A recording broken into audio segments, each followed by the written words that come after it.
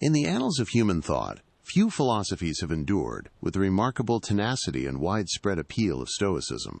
It is a system of wisdom, born from the turbulent Hellenistic world, that offers a profound framework for navigating the vagaries of life, for finding tranquility amidst chaos, and for living a life of virtue and purpose. Its principles, forged in the ancient marketplace, continue to resonate with striking relevance in our complex modern age, proving its timeless appeal. But to understand its enduring power, we must first journey back to its origins, to the very streets and intellectual currents that gave it birth. Imagine Athens in the late 4th century before the Common Era. The golden age of classical Greece, with its proud, independent city-states, was waning. The towering figure of Alexander the Great had, in a whirlwind of conquest, transformed the known world, shattering old boundaries and creating vast new empires. But his sudden death in 323 BCE plunged the region into a period of intense instability, known as the Hellenistic Age. His generals, the Diadochi, carved up his colossal empire, leading to decades of incessant warfare, shifting alliances, and political upheaval. The sense of belonging to a tightly knit, self-sufficient city-state, a bedrock of identity for centuries, had given way to a feeling of being a small cog in a vast, uncertain machine. For the ordinary citizen, this era brought profound existential questions. Where was stability to be found? What did it mean to live a good life when traditional certainties were crumbling? How could one find peace of mind when external events seemed overwhelmingly beyond control? It was in this fertile ground of disillusionment and searching that new philosophical schools blossomed, offering solace, guidance, and new paths to human flourishing. Among these, Stoicism would emerge, not as a retreat from the world, but as a robust engagement with it from a position of inner strength. The story of Stoicism's founding begins, fittingly, with a dramatic personal upheaval. Its progenitor was a man named Zeno, hailing from Citium, a Phoenician city on the island of Cyprus. Born around 334 BCE, Zeno was, by profession, a merchant. Life as a merchant in the ancient world was fraught with peril, dependent on the caprices of weather, pirates, and political unrest. One fateful day, however, Zeno's ship, laden with precious Tyrian purple dye, met with disaster. It foundered and sank, taking with it his entire fortune. Stripped of his wealth, Zeno found himself shipwrecked in Athens, a city renowned then, as now, for its intellectual vibrancy. It was here, amidst the bustling agora and the echoes of Socrates, that his life took an abrupt and transformative turn. Legend has it, perhaps embellished for dramatic effect, that as he sat reading in a bookseller's shop, still reeling from his loss, he came across a work by the Socratic philosopher Xenophon, possibly the Memorabilia, which detailed the life and teachings of Socrates. He was captivated by Socrates' unwavering self-control, his moral integrity, and his apparent indifference to external circumstances. Intrigued, Zeno immediately asked the bookseller where men like Socrates could be found today. Just at that moment, Crates of Thebes, a prominent figure of the Cynic school, happened to be passing by. The bookseller simply pointed to Crates, and Zeno, seizing the opportunity, began to study under him. This was not a casual enrollment. Zeno embraced the ascetic and unconventional lifestyle of the Cynics, enduring hardship and rejecting societal norms in pursuit of virtue. The Cynics, stemming from Diogenes of Sinope, famously advocated living in stark simplicity, rejecting wealth, pleasure, and social conventions, believing that virtue was conformity with nature, and that the wise person was utterly self-sufficient. While Zeno admired the Cynics' radical commitment to virtue and their rejection of external goods, he ultimately found their approach too extreme, too dismissive of civic engagement and reasoned discourse. He was deeply drawn to their core ethical premise, that virtue is the sole good, and everything else is indifferent, but he sought a more nuanced and systematic path, one that could be lived within society, not merely in defiance of it. He began to develop his own ideas, drawing also from other Socratic schools, particularly the Megarians and the Platonists, whose emphasis on logic and universal principles resonated with him. After years of study and reflection, Zeno began to teach his own philosophy, not in an exclusive academy or a secluded garden, but in a public space, reflecting the open and inclusive nature he envisioned for his school. His chosen venue was the Stoa Poikile, Latinized as the Painted Porch, a magnificent, colonnaded public building on the north side of the Athenian Agora, adorned with frescoes depicting scenes from Athenian history. It was from this very location that his school would derive its name, Stoicism, the philosophy of the porch. Teaching in the Stoa was a deliberate choice, signaling that philosophy was not just for an elite few, but accessible to anyone willing to listen and learn. Zeno's followers, initially called Zenonians, soon came to be known as Stoics. This democratic and public approach sets Stoicism apart from many other philosophical schools of the time, which often operated within more private or exclusive grounds. At the heart of Zeno's initial teachings was a robust affirmation of virtue as the sole good. This was the foundational ethical principle from which all else flowed. For Zeno, virtue was not merely one good among many, it was the only good. Everything else, wealth, health, pleasure, reputation, pain, poverty, sickness, disrepute, fell into a category he termed indifference. These were not inherently good or bad. Their value depended entirely on how one used them and what judgments one made about them. A person could misuse wealth for destructive ends or use poverty to cultivate resilience. Neither wealth nor poverty, in themselves, could make a person good or bad. Only the virtuous exercise of one's rational faculty could achieve that.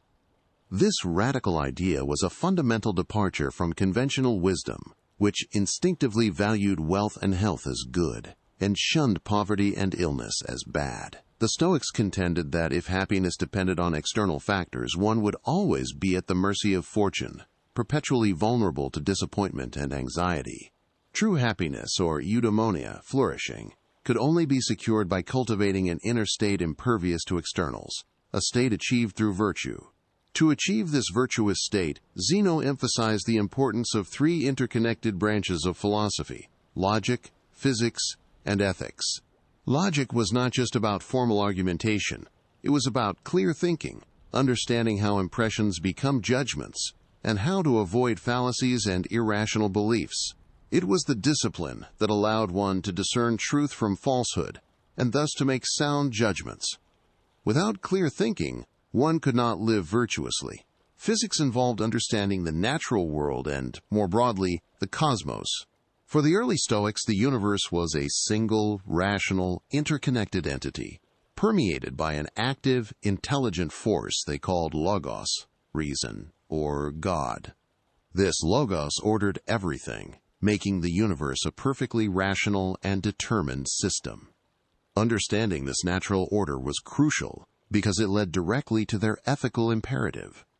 Ethics, the culmination of the other two, was the practical art of living a good life, which meant living in accordance with nature. This phrase, central to Stoicism, did not imply uncivilized, animalistic behavior, but rather living in conformity with one's own rational nature and with the rational order of the cosmos. Since humans possess reason, their nature is to live rationally. Since the cosmos is rational, living in accordance with it means aligning one's will with the predetermined course of events, accepting what is beyond one's control, and focusing solely on what is within control, one's judgments, choices, and actions. The ultimate goal of Stoic practice was apatheia, a term often misunderstood.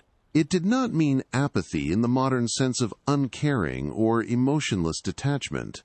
Instead, it signified freedom from disturbing or irrational passions, path, like anger, fear, excessive joy, or grief.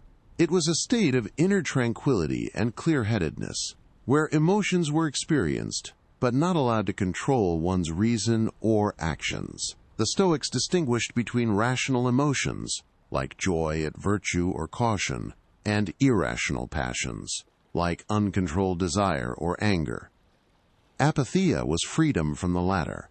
Zeno's philosophy thus offered a compelling alternative to the prevailing philosophical winds. Unlike the Epicureans, who sought happiness through the gentle pursuit of pleasure and the avoidance of pain, the Stoics held that virtue was its own reward, and true happiness was achievable even amidst suffering. Unlike the Cynics, Zeno's Stoicism embraced civic duty and social engagement.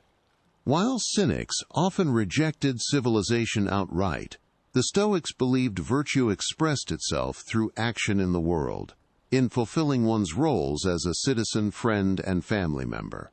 Their ideal was a perfectly rational, unshakable mind, capable of facing any fortune with equanimity. The teachings of Zeno quickly gained traction. His rigorous logic, systematic physics, and deeply practical ethics attracted a diverse following from different social strata, including those from humble backgrounds, and even some who would eventually rise to positions of influence.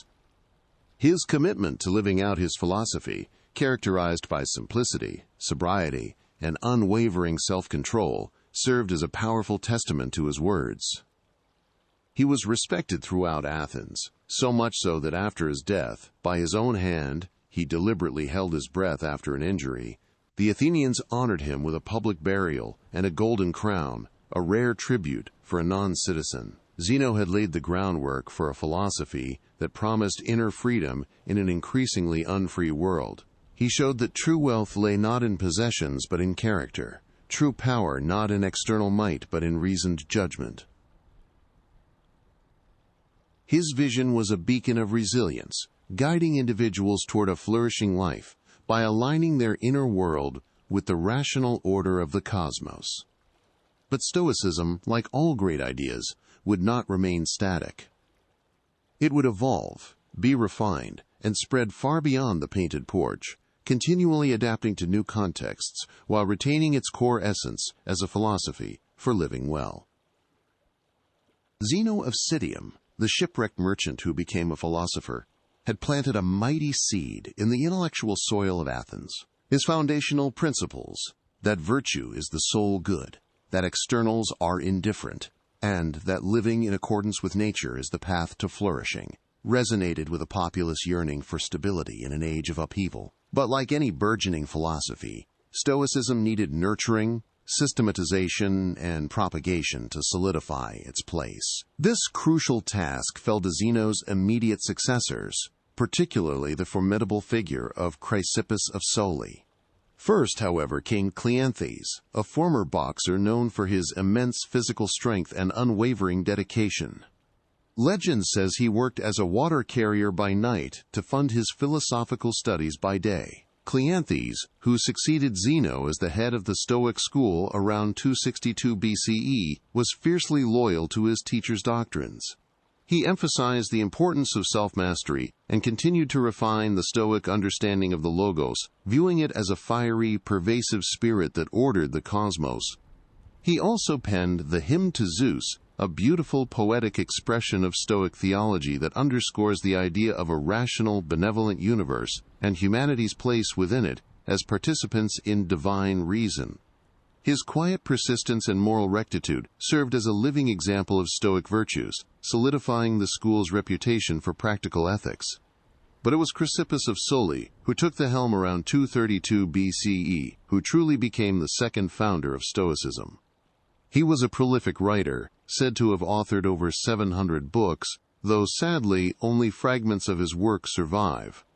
His genius lay in his immense intellectual capacity, his relentless logical rigor, and his ability to synthesize Zeno's ideas into a comprehensive and robust system. If Zeno provided the core principles, Chrysippus gave Stoicism its sophisticated intellectual architecture. He defended Stoic doctrines against criticisms from rival schools, particularly the academic skeptics, whose incessant questioning often threatened to undermine other philosophies. Chrysippus's dialectical skill was so renowned that it was said, if the gods had logic, it would be the logic of Chrysippus. Chrysippus meticulously elaborated on all three branches of the Stoic curriculum: logic, physics, and ethics. In logic, he developed a sophisticated theory of propositions, inferences, and fallacies, laying groundwork that eerily prefigures modern propositional logic. He insisted that clear thinking was the indispensable prerequisite for ethical living, emphasizing that incorrect judgments were the root of all human unhappiness. Through rigorous logical training, a Stoic learner was meant to systematically dismantle the errors in their own thinking. In physics, Chrysippus broadened the understanding of the deterministic and rational nature of the cosmos. He articulated the concept of fate not as blind chance, but as an intricate chain of cause and effect, an expression of the benevolent and rational logos providentially ordering all things. This understanding of fate was not meant to lead to passive resignation, but to a profound acceptance of what is beyond human control. It fostered the understanding that the only true freedom lay in aligning one's will with this divine reason, accepting the inevitable, and channeling effort into what is within one's power, one's judgments, impulses, and desires. Every event, even those perceived as unfortunate, was part of a larger, perfect cosmic plan. His physics thus provided the philosophical bedrock for the ethical injunction to live in harmony with nature. It was in ethics, however, that Chrysippus made some of his most influential contributions, translating abstract principles into practical guidance. He expanded on the concept of oikeiosis, often translated as appropriation or familiarization. This idea suggested that nature endows all living beings with an innate impulse to care for themselves and their well-being. For humans, endowed with reason, this self-love gradually extends outwards in concentric circles of concern, from self to family to friends to community and ultimately to all of humankind. This concept provided the philosophical basis for Stoic universalism and the inherent duty of care towards others, regardless of nationality or social standing. It underpinned the idea of cosmopolitanism, the notion of being a citizen of the world, rather than just one city. Chrysippus also refined the understanding of duties, or kathakonta. While the fully wise person, the sage, always performed perfect actions, katorthomata, because their judgment was flawless, ordinary individuals could perform appropriate actions or duties, actions that were rational and suitable given the circumstances, even if not. Born of perfect wisdom, this pragmatic approach made Stoic philosophy accessible and actionable for everyone, offering a path for continuous moral improvement, regardless of one's current level of wisdom. The combined efforts of Zeno, Cleanthes, and especially Chrysippus established Stoicism as one of the dominant philosophical schools of the Hellenistic age, rivaling the Academy, Plato's school, the Lyceum, Aristotle's school, and the Garden, Epicurus's school. It was a philosophy for the intellect and for life, offering a logical framework for understanding the world and a practical guide for living rightly within it. The spread of Stoicism beyond the Greek world truly began with the Middle Stoa, notably through the teachings of Panetius of Rhodes, circa 185, circa 110 BCE, and his student Posidonius of Apamea, circa 135, circa 51 BCE. These philosophers served as crucial bridges between Greek intellectual traditions and the burgeoning power of Rome. Panetius, in particular, played a pivotal role in making Stoicism more appealing and accessible to the Roman elite. The early Roman Republic, unlike the Greek city-states, placed a high value on public service, duty, pietas, practical virtue, and steadfastness, constantia. These Roman ideals found a powerful resonance in Stoic philosophy, which emphasized active participation in civic life, endurance in the face of adversity, and the cultivation of inner discipline. Panetius, rather than merely repeating the rigid doctrines of the early Stoa, introduced a more pragmatic and less austere version of Stoicism. He simplified some of its more complex logical and physical theories, focusing primarily on ethics and its application to daily life and public service. He recognized that the Roman character, with its emphasis on action rather than abstract contemplation, would be more receptive to a philosophy that provided clear guidance for achieving practical excellence and contributing to the common good.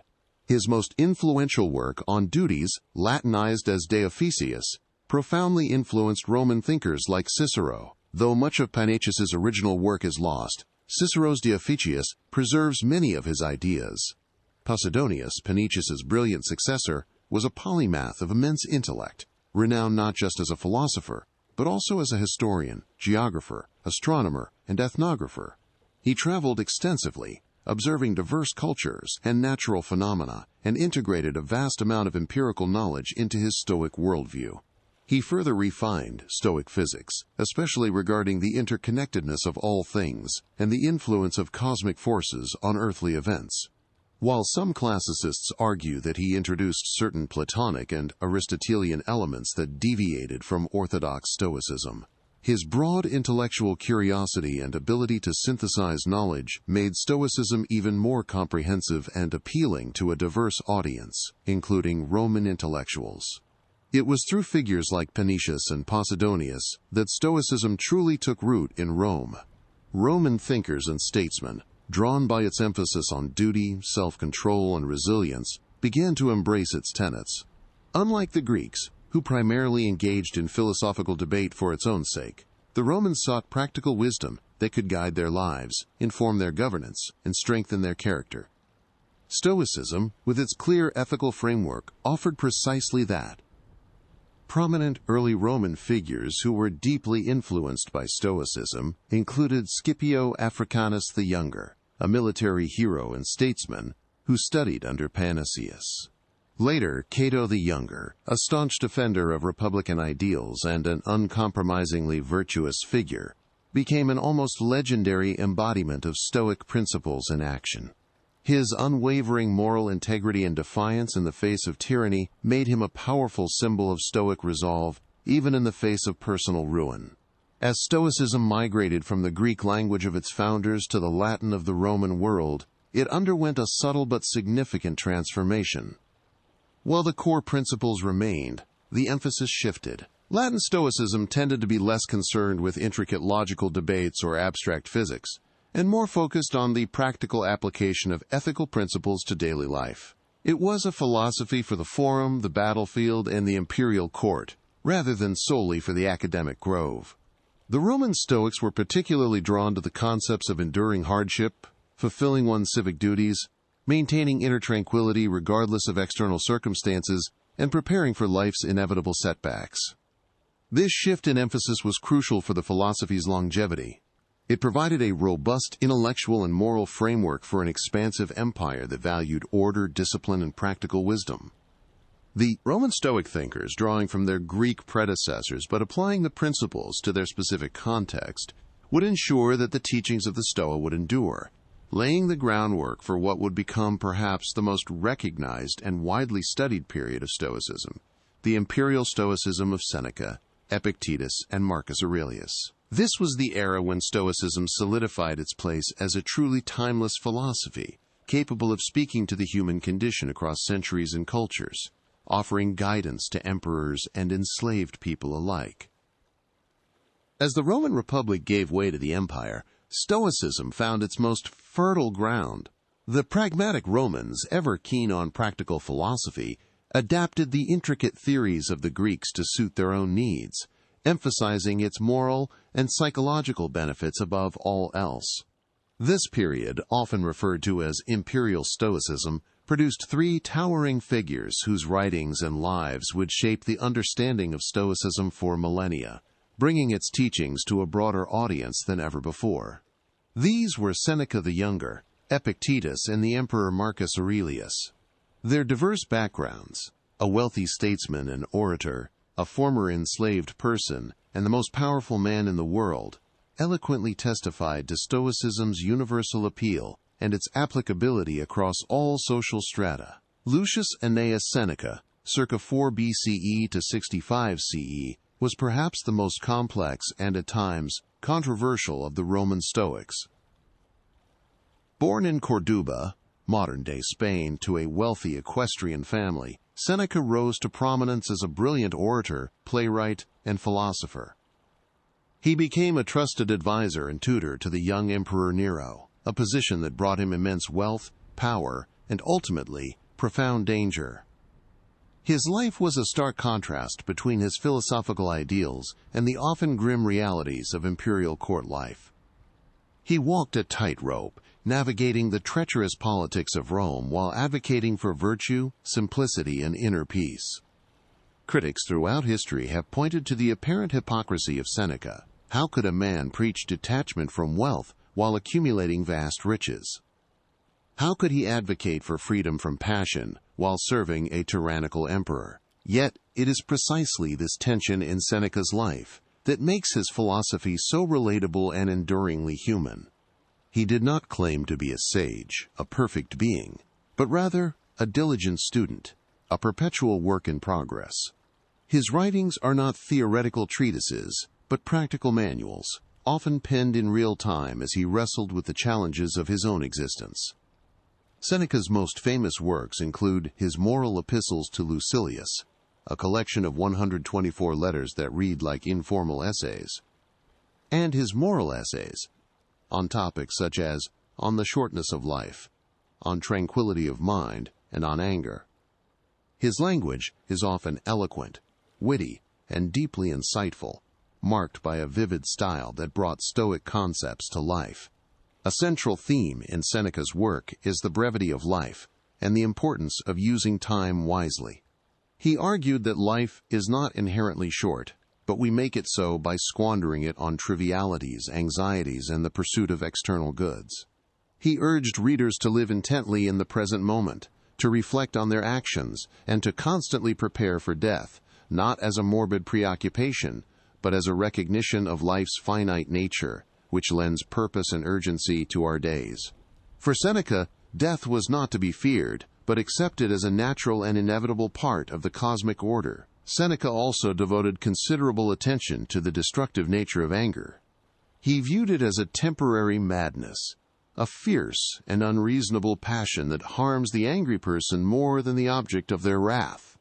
He offered practical techniques for managing anger, such as delaying reaction, reflecting on its irrationality, and understanding its root causes. His insights on this topic remain remarkably pertinent today. He also explored the nature of grief, advocating for a measured and rational approach to loss, acknowledging sorrow while preventing it from overwhelming one's reason. His philosophy was a constant reminder that true freedom lay in mastering one's internal reactions, regardless of external circumstances, even when those circumstances were as dire as imperial disfavor or the inevitability of one's own execution, which Nero eventually ordered.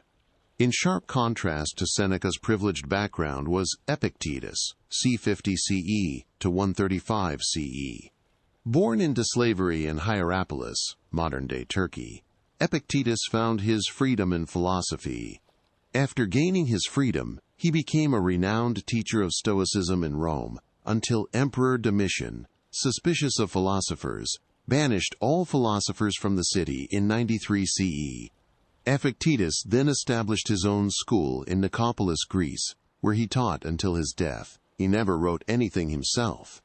His teachings were meticulously recorded by his devoted student Arrian in two works, the extensive Discourses and the concise Enchiridion, or Handbook.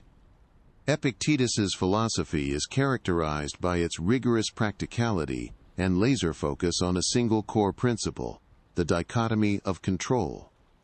This fundamental tenet states that some things are within our control and some are not. Our opinions, impulses, desires, aversions, and, in short, all our inner thoughts and actions are within our control. Everything else, our bodies, possessions, reputation, social status, and external events, is not. For Epictetus, the path to peace and freedom lay entirely in learning to distinguish between these two categories and directing all one's energy towards what is within one's control.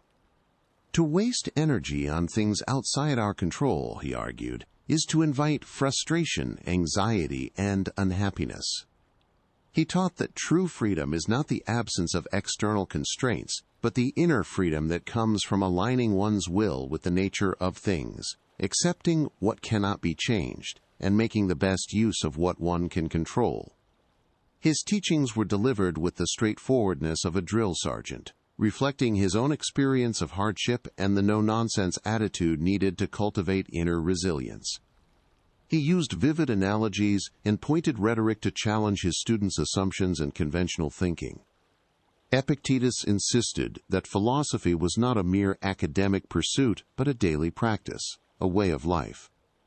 Virtue for him was found in perfecting one's character, cultivating rational judgment, and acting always with integrity, compassion, and justice. His own life, from enslaved person to respected philosopher, served as a powerful testament to the transformative power of Stoic principles. Finally, we come to Marcus Aurelius, 121 CE to 180 CE, the philosopher king.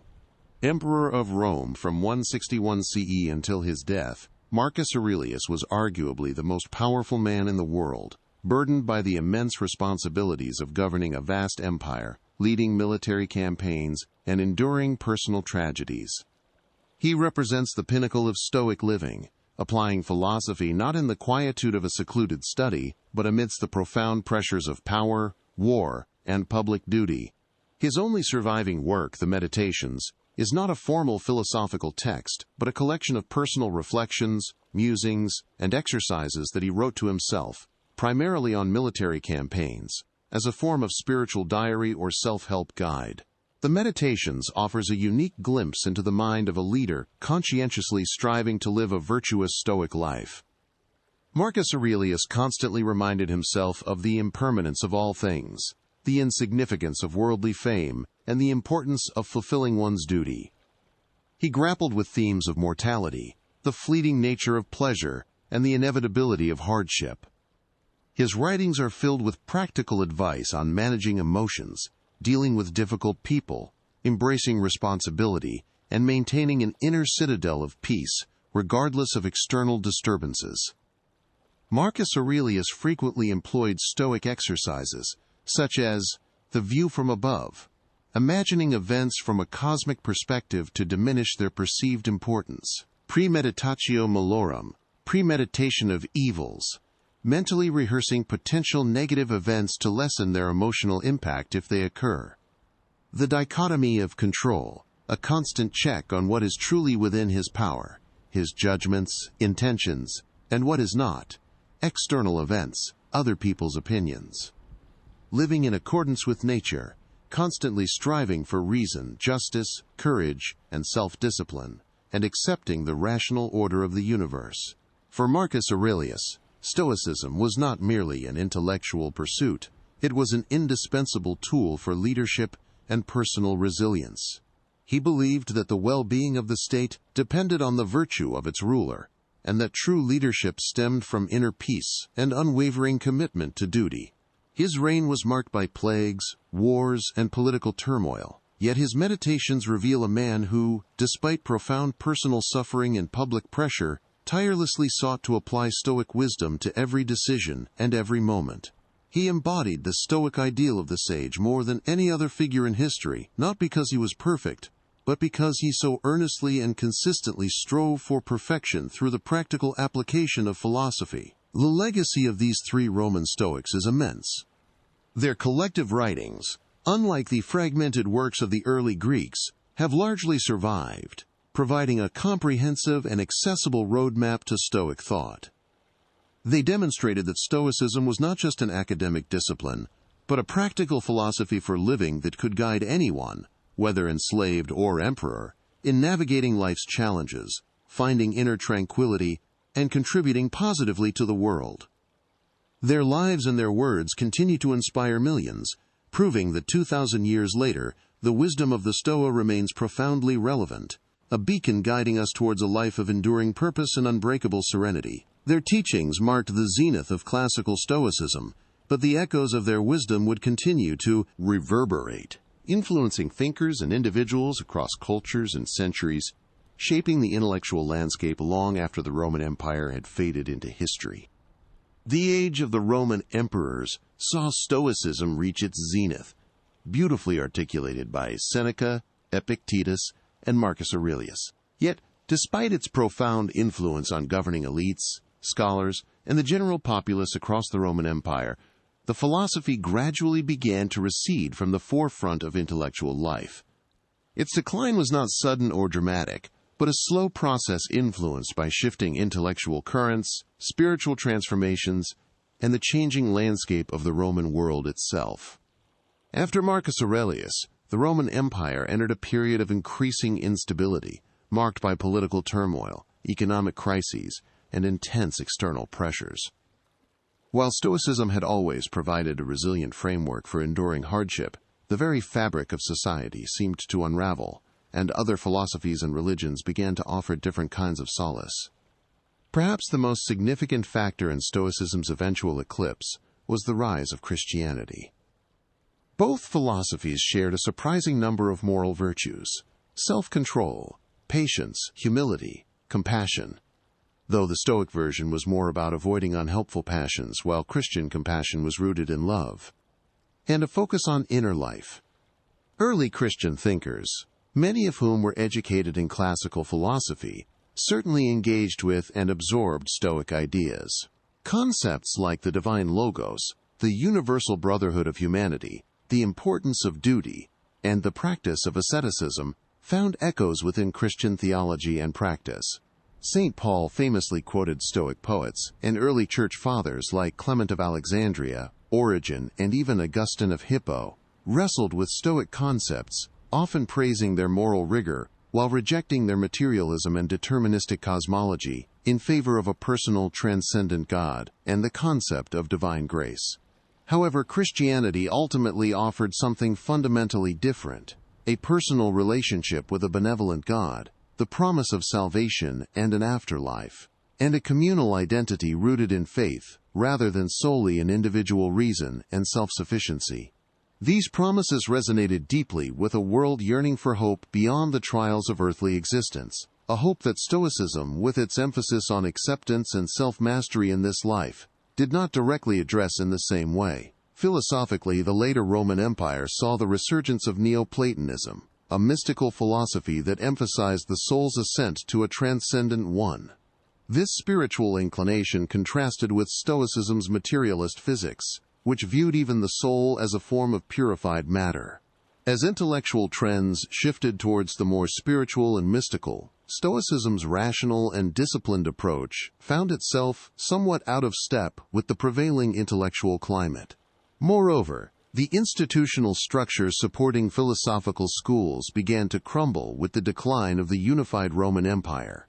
The patronage that sustained Stoic teachers and thinkers diminished, and the formal teaching of philosophy became less centralized. While Stoic texts certainly persisted in libraries and scholarly circles, the vibrant, public marketplace of ideas that had fostered its growth in Athens and Rome gradually gave way to new forms of intellectual and spiritual inquiry. Yet, Stoicism never truly vanished. It went underground, so to speak, living on in fragments, informing the ethical reflections of Christian scholars, and influencing subsequent philosophical movements. During the Middle Ages, while theological thought dominated, some monastic traditions and scholastic thinkers found value in Stoic emphasis on discipline, self-control, and the acceptance of divine will.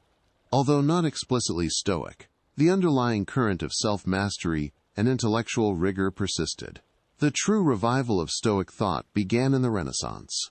As European scholars rediscovered and translated classical Greek and Latin texts, the works of Seneca, Epictetus, often via Latin translations of Arrian's Greek, and Marcus Aurelius once again became accessible. This period was characterized by a renewed interest in humanism, a philosophical and ethical stance that emphasized the value and agency of human beings, preferring critical thinking and evidence over dogma. Stoicism, with its focus on human reason, virtue, and self-improvement, fit perfectly into this humanistic worldview. Thinkers found in Stoicism a practical, secular, or at least non-dogmatic guide to ethics that complemented, rather than contradicted, nascent scientific inquiries and individual intellectual pursuits. This rediscovery set the stage for Stoicism's profound impact on early modern philosophy. The seeds planted by the ancient Stoics were cultivated by intellectual giants, even if they didn't always explicitly brand themselves as Stoics. René Descartes, (1596 to 1650), often considered the father of modern philosophy, certainly drew from Stoic thought. His emphasis on reason as the path to knowledge, his attempts to overcome doubt, and his work The Passions of the Soul, where he analyzed emotions and argued for the power of reason to control them, all echo Stoic concerns. His famous dictum, "I think, therefore I am," is a validation of the rational, inner self, a concept central to Stoicism's focus on what is within our control. Baruch Spinoza, 1632 to 1677, the Dutch philosopher, presents arguably the most direct and profound influence of Stoicism in modern thought. His deterministic metaphysics, where God and nature are one and the same, a concept akin to the Stoic logos/cosmos, and his ethical system, which advocates for the intellectual love of God, a rational acceptance and understanding of the universe's workings to achieve tranquility, are strikingly Stoic. Spinoza's call for emotional freedom through understanding the necessary causes of all events directly reflects the Stoic pursuit of apatheia through rational judgment. Immanuel Kant, 1724 to 1804, while often seen as differing significantly from Stoicism due to his emphasis on duty regardless of outcomes, nevertheless shared core Stoic tenets. His focus on pure, practical reason, his concept of the categorical imperative, a universal moral law derived from reason, and his belief that an act's moral worth lies in the goodwill behind it, resonated with Stoic virtue ethics and the pursuit of rational living.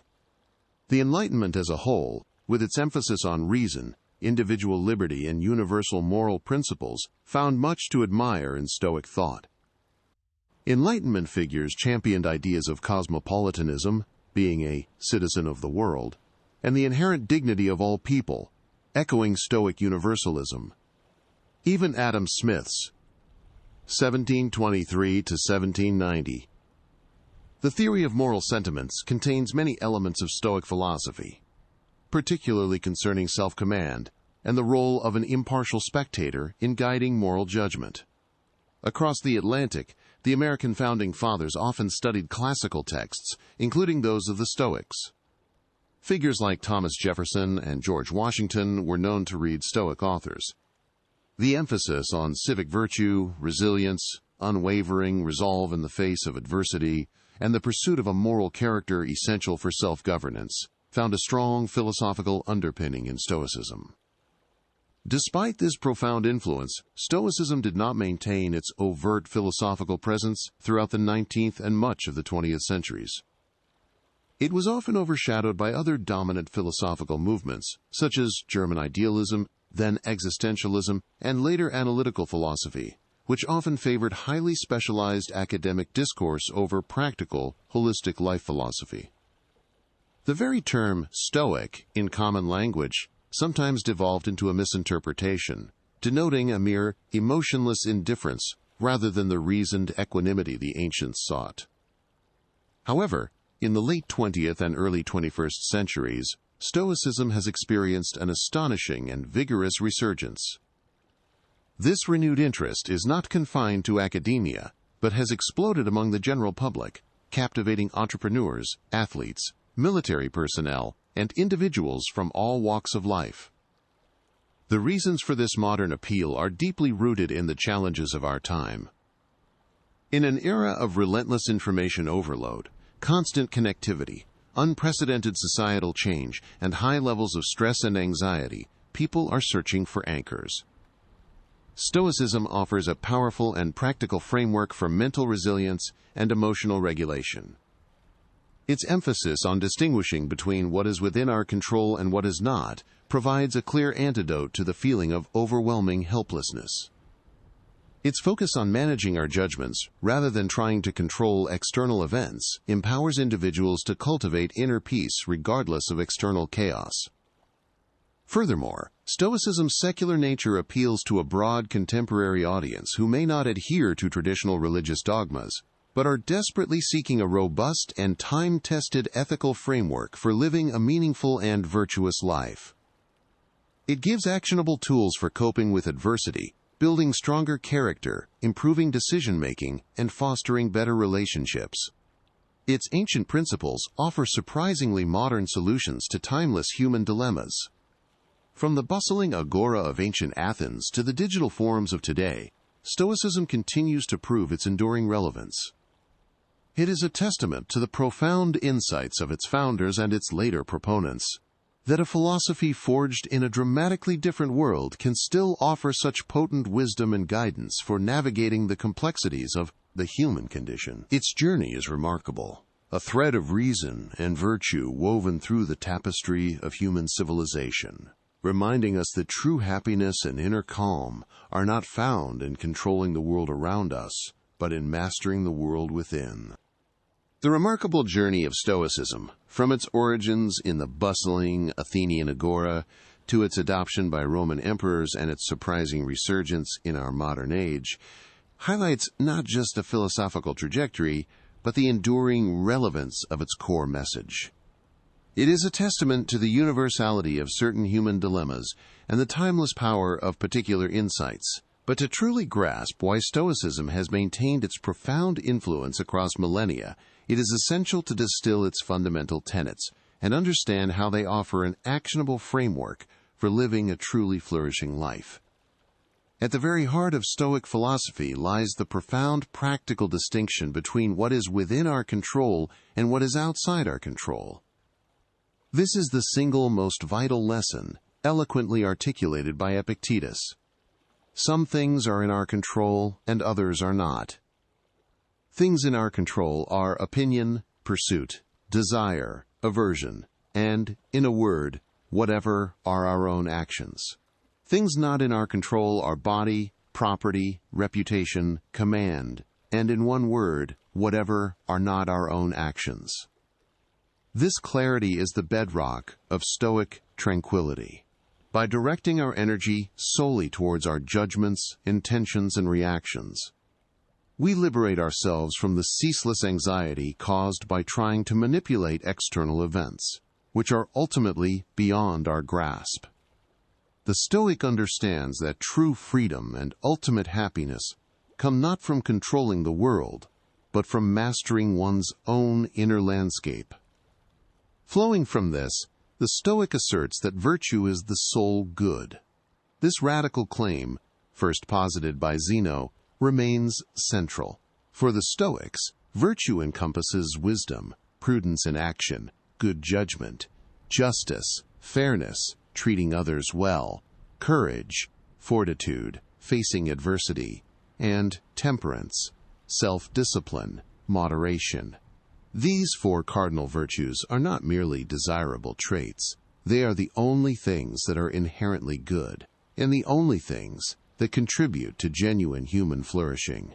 Everything else, wealth, health, pleasure, fame, poverty, sickness, pain, is merely an indifferent. These indifferents can be preferred or dispreferred, but they hold no moral value in themselves. Their value lies only in how they are used or responded to by a virtuous mind. A Stoic aims to use preferred indifference wisely, but crucially, to be content even in their absence, knowing that their true good resides in their character, not their circumstances. To live a virtuous life, the Stoic strives to live in accordance with nature, or reason, or logos. This does not imply living primitively, but living rationally, as human beings are rational creatures in a rational cosmos. It means understanding the natural order of the universe, its inherent rationality and determinism, and aligning one's will with it. For the Stoic, the universe is inherently good and ordered, a product of benevolent reason.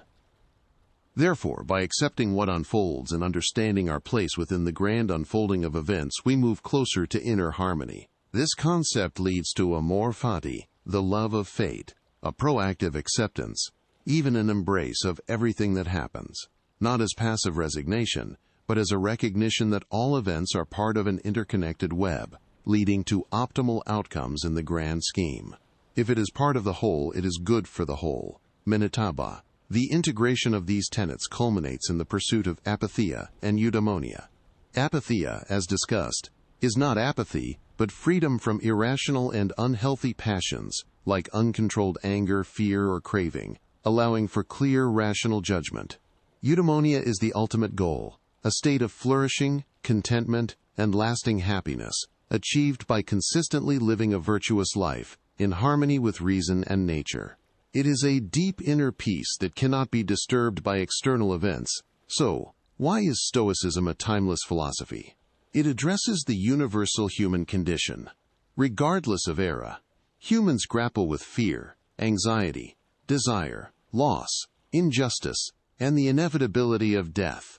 Stoicism provides direct, practical tools for cultivating inner resilience and navigating these fundamental experiences.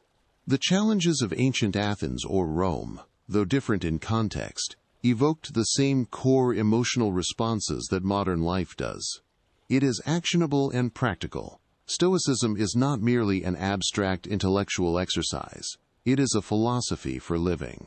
Its texts are filled with concrete exercises, meditations and techniques, journaling, premeditation of evils, negative visualization, the view from above, asking, "Is this within my control?" and daily reflection. This focus on practice makes it immediately applicable to anyone's life. It empowers internal control in a chaotic world. In every era, people feel overwhelmed by external forces, politics, economy, societal changes, natural disasters. Stoicism offers a radical shift in focus. If you cannot control the external event, you can control your judgment and response to it. This empowers the individual, granting a profound sense of agency even in helplessness, which is immensely appealing in any age. It fosters resilience and mental toughness. Stoicism trains the mind to anticipate setbacks, accept adversity, and find growth in challenges. It encourages a proactive mindset towards problems, framing them as opportunities for cultivating virtue. This mental fortitude makes it relevant for athletes, military personnel, emergency responders, and anyone facing high-pressure environments. Its ethics are robust and human-centered. Stoicism offers an ethical framework founded on reason, not divine revelation or external rewards. It stresses our duty to act justly, courageously, wisely, and moderately, simply because it is the right thing to do and because it is the rational culmination of human nature. This virtuous living benefits not only the individual but also the wider community, fostering a sense of shared humanity and universal interconnectedness. Cosmopolitanism.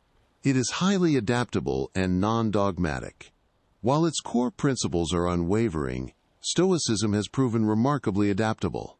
It transcended its Greek origins to flourish in Roman society, influenced Christian ethics, shaped Enlightenment thought, and now finds new life among secular audiences. It does not require adherence to specific rituals, beliefs, or a particular lifestyle beyond rationality and virtue. This flexibility allows it to integrate with diverse cultural and personal contexts. It offers a path to tranquility amidst information overload. In the 21st century, we are bombarded with information, opinions, and constant external stimuli. Stoicism provides a filter, a way to triage what truly matters and to dismiss what is merely noise. By focusing on reasoned judgment and controlling our inner reactions, it helps combat the anxiety, distraction, and superficiality often associated with modern life. It encourages mindful attention to the present moment and a disciplined approach to thoughts. It addresses the craving for meaning and purpose. In an increasingly secular and consumer-driven world, many search for deeper meaning. Stoicism provides a purpose centered on character, self-improvement, and contributing positively to the human community. It posits that meaning is found in how we live, not in what we acquire. In conclusion, Stoicism's journey through history is not merely an academic footnote. It is a living testament to its enduring power. From the humble Stoa Poikile to the palaces of emperors, and now to the digital spaces that connect us, its invitation remains clear: to discern what is truly within our power, to cultivate unshakable virtue, to embrace what fate brings, and to find a lasting, profound tranquility that is impervious to the world's clamor. It doesn't promise a life free of problems, but a mind free from disturbance. In a world that often feels more uncertain and demanding than ever, the wisdom of the Stoics offers not just solace, but a clear, rational, and profoundly human path forward, allowing us to build an inner citadel of peace and purpose that stands resilient against the shifting sands of time. Its principles, born in ancient Greece, continue to offer a beacon of intellectual and emotional liberation for anyone seeking to live a more fulfilling and meaningful life, regardless of their circumstances.